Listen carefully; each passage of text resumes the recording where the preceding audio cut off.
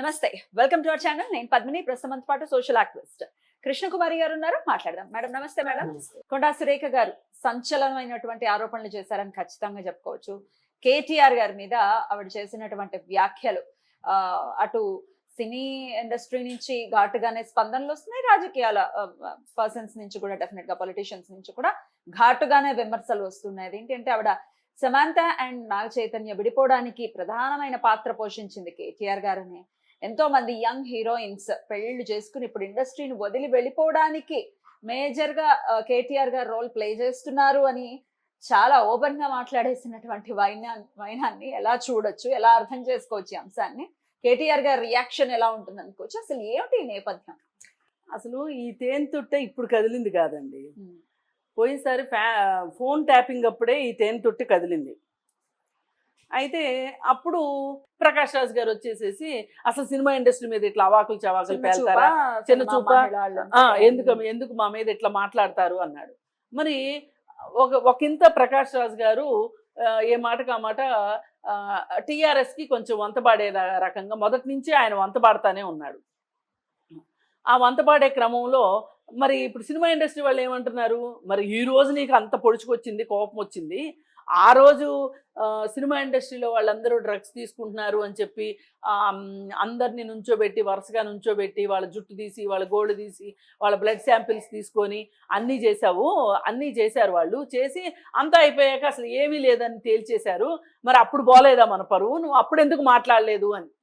అంటే ఇదంతా ఎలా ఉంటుందంటే, పబ్లిక్లో మాట్లాడేటప్పుడు మనం ఒకంత సంయమనంతో, కొంత విషయ జ్ఞానంతో, ఆథెంటిక్ సోర్స్ ద్వారానే మాట్లాడాలి.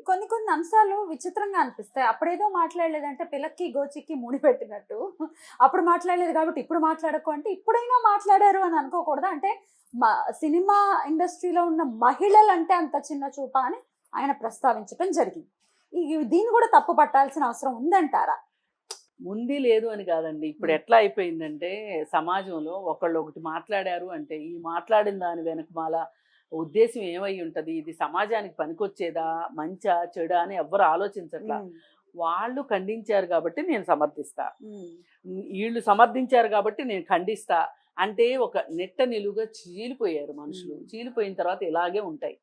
ఇప్పుడు వీళ్ళ కాన్షియస్కి, వీళ్ళ మనసులో వీళ్ళకి తెలుసు మనం మాట్లాడేది కరెక్ట్ కాదని వీళ్ళకి తెలుసు. కానీ వాళ్ళు అవునన్నారు కాబట్టి నేను కాదనాలి, వాళ్ళు కాదన్నారు కాబట్టి నేను అవుననాలి. అసలు నేను కాదనడానికి అవుననడానికి బేసిస్ ఏంటి? నా అభిప్రాయాన్ని నేను ఆత్మవిశ్వాసంతో, వెన్నుముకతోటి ధైర్యంగా మాట్లాడడం ఎట్లా అనేది ఎవరు ప్రాక్టీస్ చేయట్లా. ఎందుకంటే అలా మాట్లాడితే వీళ్ళకి పనులు కావు, వీళ్ళకి అవకాశాలు రావు, వీళ్ళ పబ్బాలు వీళ్ళకి గడవవు. కాబట్టి ఎవరో ఒకళ్ళ పంచం చేరాలనుకుంటారు. ఇప్పుడు ఎక్కడో దాకా ఎందుకు, ఇప్పుడు మీడియాలో మాట్లాడే చాలామంది కళ్ళకు కనపట్టినట్టు నేరస్తులు అని కనిపిస్తుంటే కూడా నేరస్తులు వెనకేసుకొస్తున్న వాళ్ళు ఉన్నారు. మరి వీళ్ళని ఏమనాలి చెప్పండి? ఇప్పుడు జానీ భాష ఉన్నాడు. జానీ భాష 16 ఏళ్ళ అమ్మాయిని అత్యాచారం చేశాడు అని అతని మీద పోక్సో కేసు పెట్టారు. దాని గురించి ఆ అమ్మాయి చెప్పొద్దా, నాకు ఇప్పుడు 16 ఏళ్ళే, నన్ను అత్యాచారం చేస్తే పోక్సో కేసు పడుతుంది అని ఆ అమ్మాయి చెప్పాలంట. అంటే అసలు ఎక్కడి నుంచి ఎక్కడికి వెళ్తున్నాయో చూడండి. ఇందాక మీరు అన్నారే గోచికి పిల్లకి ముడేసినట్టు, అలానే ఉంది కదా.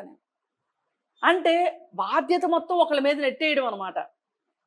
అంటే మనము డిసైడెడ్గా మనకున్న సొంత ప్రయోజనాల దృష్ట్యా మనం కొంతమంది ప్రయోజనాలను కాపాడాలనుకుంటున్నాం, కొంతమంది వైపు ఉండాలనుకున్నాం కాబట్టి వాళ్ళకు అనుకూలంగా మనం మాట్లాడాలి. వాళ్ళు ఎంత బెదవలన్నా అవనివ్వండి, ఎంత దోషులన్నా అవనివ్వండి, వాళ్ళు ఎన్ని మురికి పనులన్నా చేయనివ్వండి, నీ ప్రయోజనం నీకు గడుస్తుంది కదా అన్న యాంగిల్ తప్పితే వేరేది కదా. ఇప్పుడు ఇట్లా అయితే తప్పండి. ఇట్లా మాట్లాడితే ఎట్లా? అసలు మీరు ఇంక బయటకు వచ్చి మాట్లాడటం ఎందుకు?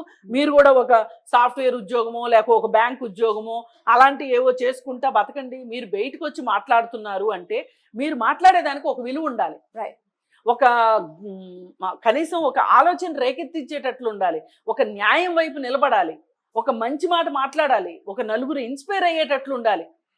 కనీసం నీకు ఇవన్నీ జరగకపోయినా నేను మాట్లాడిన మాట వల్ల నాకు ఒక ఆత్మతృప్తి కలిగిందనైనా ఉండాలి. ఎందుకు ఆత్మవంచన చేసుకుంటున్నారో అర్థం కావట్లా.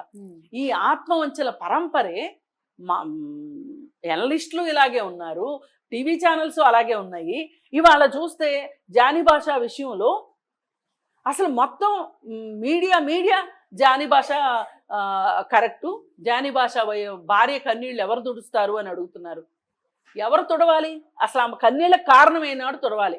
ఆమె కన్నీళ్ళకి కారణమైంది ఎవరు? ఆమె మొగుడు కారణమైంది. ఆ మొగుడు తుడవాలి. ఈ అమ్మాయికి ఏం పనండి? ఏం పచ్చని సంవత్సరాలు నిప్పులు పోస్తావా? నువ్వు నీ భార్యని ఏ మతాచారం ప్రకారం అయినా సరే, ఒక మతాచారం ప్రకారం మీ పెళ్లి చేసుకుంటారు ఎవరైనా, దాన్ని గౌరవించాలా అక్కర్లేదా? ఒక నీ భార్య మీద నీకు గౌరవం లేకపోతే, నువ్వు బాధ్యత తప్పితే, ఎవరో ఒక అమ్మాయి వచ్చి నీకంటే చిన్న అమ్మాయి వచ్చి, ఒక 20 ఏళ్ళు చిన్న అమ్మాయి వచ్చి నీకు ఈయన బాధ్యత నేర్పాలంట. ఇది ఎక్కడ మరి ఇలా ఉన్నాయి. ఇప్పుడు ఇలాగే ఉంటున్నాయి. అందుకని వాళ్ళు ఏదో మాట్లాడారు అంటే అసలు ఒకళ్ళని రెచ్చగొట్టేటట్లో, ఒకళ్ళని బాధ పెట్టేటట్లో మీరు చెయ్యొద్దు. పిల్లిని గదిలో పెట్టినా కానీ అది పులి అవుతుంది. పైగా అసలు కొంతమంది జోలికి కొంతమంది బెంగాల్ టైగర్స్ లాంటి మనుషులు ఉంటారు, వాళ్ళ జోలికి వెళ్ళకూడదు. వెళితే గిలితే కరెక్ట్ విషయం మాట్లాడదలుచుకుంటేనే మాట్లాడాలి. అట్లాంటి వాళ్ళతో వాళ్ళు కూడా కరెక్ట్గా సమాధానం చెప్తారు, అయిపోద్ది అక్కడతోటి. ఎందుకు అసలు సోషల్ మీడియాలో ఆవిడ్ని అబాస్పాలు చేసేటట్లు చేయడం తప్పు కదా? తప్పే, డెఫినెట్లీ తప్పే. అందుకని చెప్పి ఆవిడ ఇలా మాట్లాడుతోంది. ఇలా మాట్లాడినంత మాత్రాన నేను ఆవిడ మాట్లాడిన అన్నీ కూడా నేను సమర్థిస్తానని కానీ లేదు ఏకీభవిస్తానని కానీ కాదు. కానీ ఆమె అలా మాట్లాడడానికి ఆజ్యం పోసిన వాళ్ళు కొంచెం అప్రమత్తతోటి, కొంచెం జాగరూకతతో ఉంటే ఇవాళ ఇంత టాపిక్ వచ్చేది కాదు.